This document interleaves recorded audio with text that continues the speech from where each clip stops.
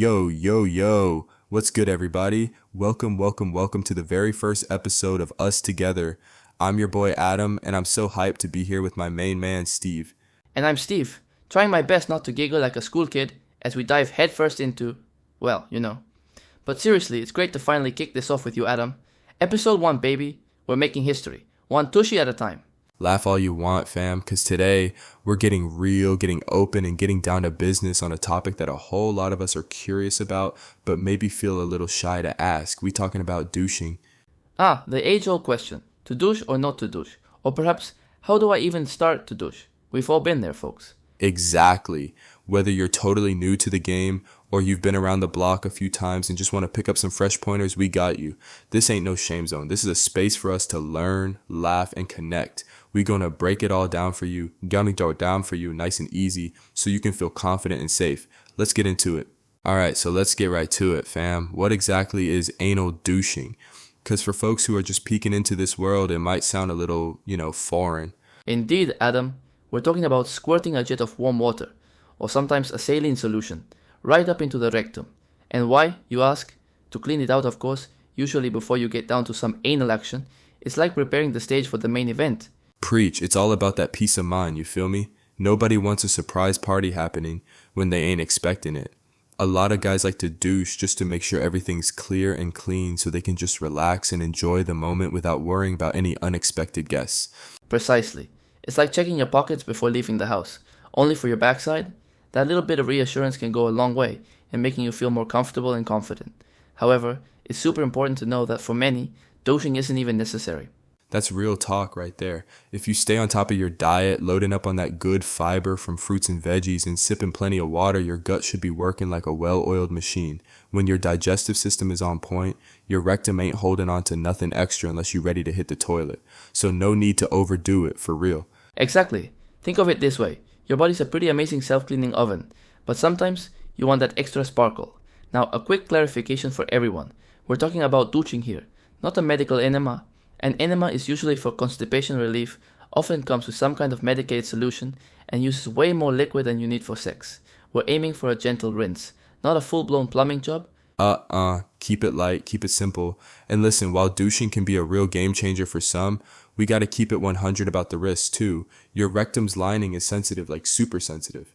It's delicate, like a rare flower, so douching can sometimes irritate that lining. And if it gets irritated, it could potentially make you more susceptible to things like HIV and other STIs. It's not to scare you, just to make you aware. We'll talk more about how to protect yourself later, but the key takeaway is, be gentle, and if you do douche, make sure you use a whole lot of lube for the main event. It's like putting on sunscreen for your sensitive bits. So you're ready to dive in, but what do you use? The most popular kid on the block, the superstar of the douching world, is probably the douche bulb. Oh yeah, the bulb. That's the go-to for many, fam. You see them everywhere in those adult stores, online. They're easy to get your hands on and super straightforward to use. Just fill it up with some warm water, squeeze, and boom, you're on your way to clean town. Plus, they're small, you can just toss them in your overnight bag, no fuss. Then we have the big guns, or rather the big flow, the shower hose attachment. This one is literally what it sounds like, a hose that connects to your shower outlet with an insertable nozzle.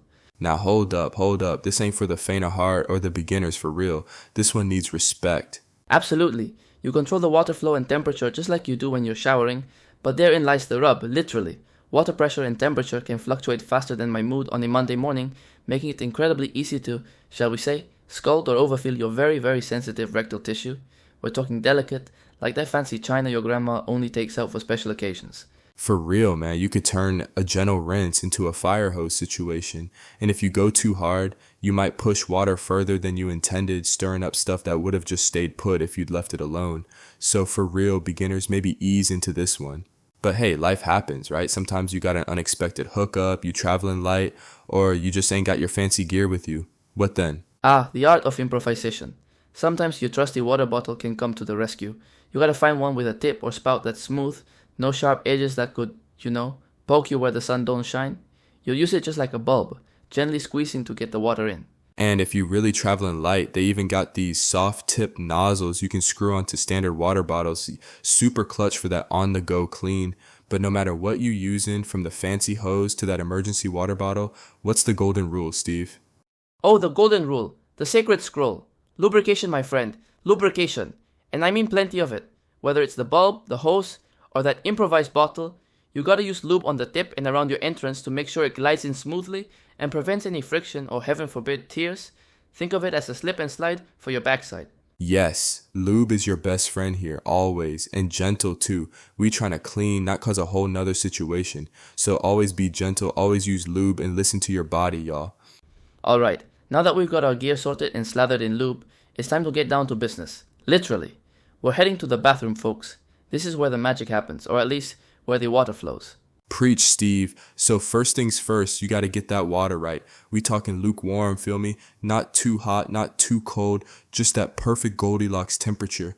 And this is key, y'all. Only water, no soap, no fancy cleansers, no nothing. That sensitive lining in your rectum, it ain't built for suds, and you don't want to mess with it and make yourself more vulnerable. Keep it simple, keep it clean. Exactly. Think of it like a delicate ecosystem down there. You wouldn't pour dish soap in a koi pond, would you? Actually, I hope you wouldn't. Now, if you're rocking the shower attachment, a little pro tip, before you even think about putting that thing anywhere near your bum, get the water running, make sure that pressure is low and the temperature is spot on. Nice and lukewarm. You don't want a surprise blast that sends you doing the shower scream dance. Yeah, avoid that unexpected splash zone moment, for real. Once your water's ready, whether it's in your bulb or flowing from the shower, you apply that lube generously like we talked about, all along the tip and the nozzle. And then this is crucial, stay relaxed. Take a deep breath, like gently insert it into your hole. You might even want to use a lubed finger first just to get things loose and ready. It ain't a race, fam, it's a calm entry. It's like a soft launch, if you will.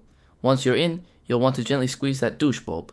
Or if you're using the shower attachment, let that water flow for about 5 seconds. Just a gentle, gradual fill.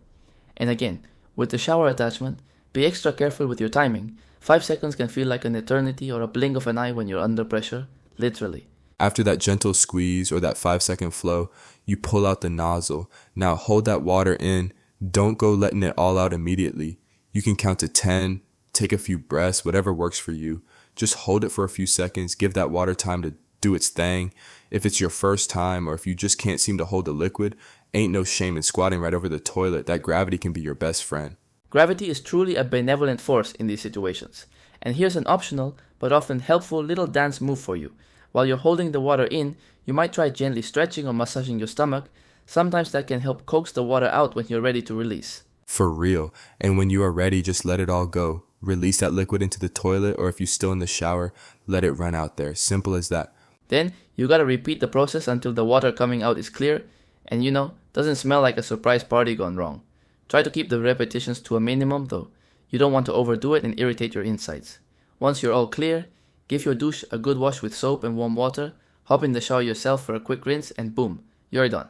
If you're feeling some cramps or you just want to make sure everything's out, sometimes doing those stretches or even laying on your side in what they call the recovery position can really help release any trapped air or water. It's like stretching after a good workout, but for your insides.